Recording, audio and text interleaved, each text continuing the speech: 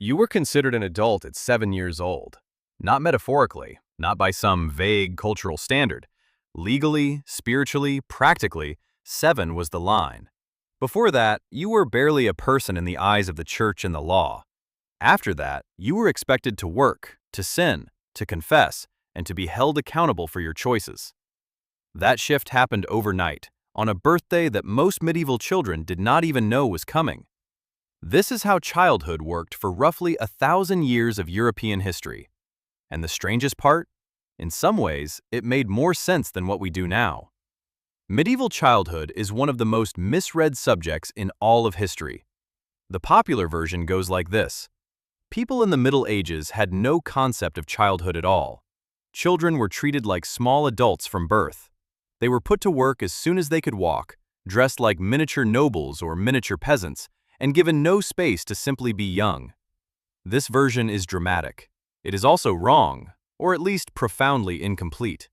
The historian Philippe Ariès published a book in 1960 called Centuries of Childhood, and in it he made a sweeping argument that the idea of childhood as a protected, innocent developmental stage was a modern invention. Medieval art, he noted, tended to depict children as small adults, same proportions, same clothes, same expressions. Therefore, he concluded, the medieval mind had no category for childhood as we understand it. For decades, this was accepted as settled. Then other historians started looking more carefully at the actual evidence, the wills, the court records, the household accounts, the letters, and they found something different. Nicholas Orme, a historian at the University of Exeter, spent much of his career excavating the lived reality of medieval childhood. What he found in his 2001 book, Medieval Children, was not a world of miniature adults ground into labor from birth. He found rattles. He found carved wooden horses. He found records of parents who saved up to buy their children small gifts. He found grief, enormous, documented, devastating grief, when children died. If medieval parents felt nothing for their children, they expressed that nothing with extraordinary emotional precision. Here is the shock that Ariès missed. The medieval world did have a concept of childhood. It was just structured around completely different logic. The logic was this. The body told you where you were. Infancy was from birth to around 2, the period of nursing and total dependence. Then came puericia, roughly from 2 to 7, a stage recognized explicitly in canon law, medical treatises, and theological writing. Children in this stage were considered incapable of reason, incapable of sin, and therefore incapable of legal or moral consequence. You could not be tried. You could not make a binding vow. You could not marry. You existed outside the moral system almost entirely.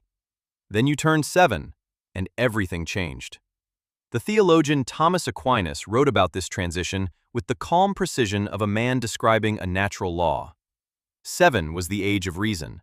7 was when the soul could properly be held responsible. 7 was when your education, your formation, your future occupation, all of it, had to begin in earnest.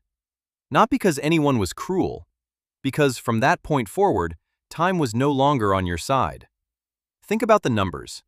If you were born a peasant in 14th century England, which most people were, your life expectancy, if you survived infancy, was somewhere around 45 to 50 years. You could not afford a long adolescence. The window between childhood dependence and adult productivity was not a luxury anyone had room to extend. Now picture a village in the English countryside, sometime around 1320. A girl, call her Marjorie, because Marjorie was one of the most common names of the era, has just turned 7. She does not go to a party. There is no party. What happens instead is more subtle and more permanent. She begins following her mother in a different way, not tagging along, but learning. The difference between the two is the difference between watching and being taught. Marjorie learns to card wool. She learns to manage a hearth fire, how much wood, how often, how to read the color of the smoke. She learns which plants in the kitchen garden are which, and what they do to the body when eaten. She is not being robbed of her childhood. She is being inducted into knowledge that will determine whether she, and eventually, her own children survive the next winter. Her brother, the same age, has already been sent to help in the fields during harvest. Not to work like a man, he cannot yet swing a scythe safely, but to tie sheaves behind the adults who can.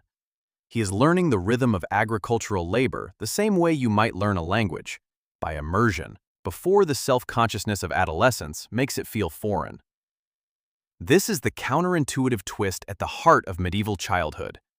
We look back and see deprivation, children robbed of play, of school, of the protected developmental space we now consider a birthright.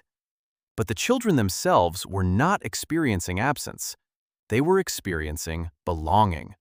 They were being folded into the adult world not as laborers to be exploited, but as apprentices to a way of life. The knowledge passed down to them was not abstract. It was immediate. It was theirs. Medieval children also played. This is documented beyond any serious dispute. The archaeologist Sally Crawford, working on finds from Anglo-Saxon and medieval English sites, has catalogued toys that would look recognizable to any modern child. Balls, spinning tops, small clay figures of animals, miniature cooking vessels. A 13th century manuscript illustration from the Morgan Library in New York shows children playing a version of Blind Man's Bluff. Other manuscripts show snowball fights, swimming in rivers, and games that look remarkably like hockey. Play was not something that happened in spite of the adult world. It was how children rehearsed for it. Now consider what this means for you. Not for Marjorie, not for her brother, but for the person reading this right now, living in a world where childhood has been extended so far in the other direction that many people reach their 30s still uncertain of who they are and what they are supposed to be doing. The medieval model embedded children into productive, consequential life early. It gave them genuine responsibility, not age-appropriate tasks designed to build character, but real work that had real outcomes. The bread either rose or it did not. The fire either held or it did not. The consequence was not a grade, it was a meal. There is something in that directness that we have quietly mourned without knowing it. Not the harshness, we should not romanticize early death and backbreaking labor, but the clarity, the sense that what you do today matters today, that you are not in preparation for your life, you are in it. Medieval children lived in a world that took them seriously before we thought it was possible to take them seriously. We returned the favor by deciding they had no childhood at all. You were considered an adult at 7 years old. And maybe the most unsettling thing about that, the thing that hums underneath everything you just heard, is that for most of human history, that was not a tragedy. It was simply the deal.